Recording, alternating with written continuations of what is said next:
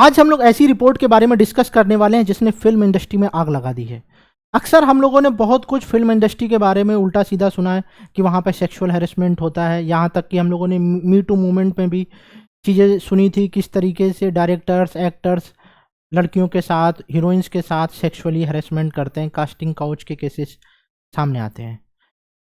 जब तक सबूत हमारे सामने नहीं होते ये मात्र आशंका ही रहती है।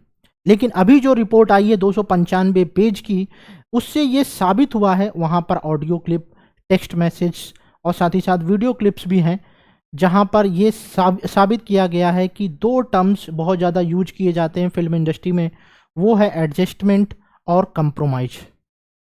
और साथ ही साथ कास्टिंग काउच के भी केसेस पाए जाते हैं। तो ये रिपोर्ट क्या है, चलिए शुरू करते हैं इस रिपोर्ट को। ये रिपोर्ट पिछले सोमवार को पब्लिश हुई है। किसने पब्लिश की है? हेमा आयोग, जो 3 सदस्यीय कमेटी गठित हुई थी।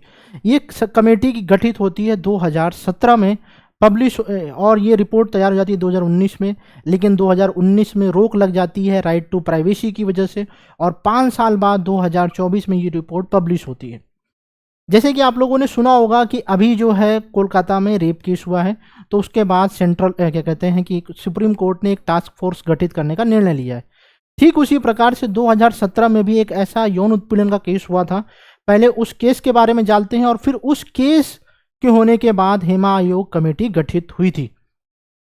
तो मलयालम की एक एक्ट्रेस है, उनके साथ एक यौन उत्पीड़न का केस होता है 2017 में, फरवरी 2017 में।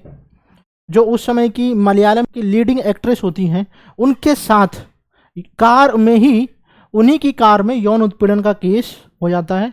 और इसमें लोगों का, जो भी आरोपी थे, उनका मकसद था कि इस हीरोइन को ब्लैकमेल करना है, उस क्लिप्स को बना के ब्लैकमेल करना है ताकि हम खूब पैसा इकट्ठा कर सकें। फिर ये जो खबर है आग की तरफ फैल जाती है, फिर आरोपियों को गिरफ्तार भी किया जाता है। और इसमें एक जो पॉपुलर एक्टर थे दिलीप, उनको भी गिरफ्तार किया जाता है इस मामले में, क्योंकि वो भी एक आरोपी होते हैं। न्यायिक हिरासत में भेज दिया जाता है, लेकिन अभी वो जमानत पे बाहर हैं। जब ये खबर पूरी तरह से फैल जाती है, तब जो सरकार होती है, केरल सरकार, वो क्या करती है, कमेटी गठित करती है। किसको लेके? जो रिटायर्ड जज होती हैं हेमा, उनके अध्यक्षता में 3 सदस्यीय कमेटी गठित होती है। और 2 साल तक वो डेटा कलेक्ट करते हैं टॉप एक्ट्रेस से, जितनी भी महिलाएं हैं जो इस इंडस्ट्री में काम करती हैं, उनके प्रॉपर वीडियो रिकॉर्डिंग की जाती है। यानी कि जो भी वो साक्ष्य दे रहे हैं, जो भी सबूत दे रहे हैं, उनको कलेक्ट किया जाता है और उससे ये मामला सामने आता है। उससे सारी चीज़ें एनालाइज की जाती हैं कि वहाँ पर यौन उत्पीड़न होता था, साथ ही साथ जो मजदूरी है वो भी कम दी जाती थी, और ब्लैक लिस्टिंग करने का भी उनके ऊपर दबाव बनाया था कि अगर तुम समझौता यानी कंप्रोमाइज़ नहीं करोगे तो फिर आपको ब्लैक लिस्ट कर दिया जाएगा मलयालम इंडस्ट्री से।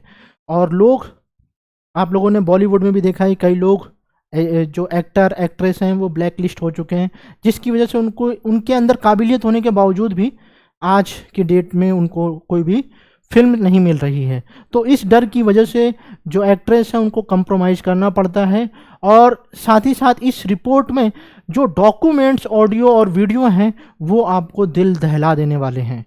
क्योंकि ऐसा कहा गया है कि जो मलयालम मूवी है, क्योंकि आपको देखने को मिलेगा कि बहुत सारी इंस्पिरेशनल भी मूवी बनती हैं, कई सारी आप लोगों ने देखी भी होंगी। लेकिन यहाँ पर महिलाओं के लिए जिस प्लेस पे वो शूटिंग चल रही होती है, ना तो टॉयलेट्स होते हैं और ना ही चेंजिंग रूम होता है। उनको ऐसे स्थान पे या झाड़ी में जाके वॉशरूम करना पड़ता है, या फिर जो है कपड़े का यूज करके जो है कपड़े चेंज करने पड़ते हैं। तो इस तरीके की स्थितियां आई हैं जहां पर महिला अधिकारों को पूरी तरह से इग्नोर किया गया है, और महिलाओं को सिर्फ उपभोक्तावादी दृष्टिकोण से देखा गया है कि उन्हें सिर्फ संभोग के लिए यूज किया जाए।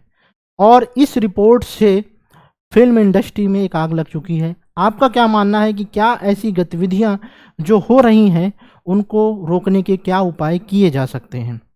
Thank you.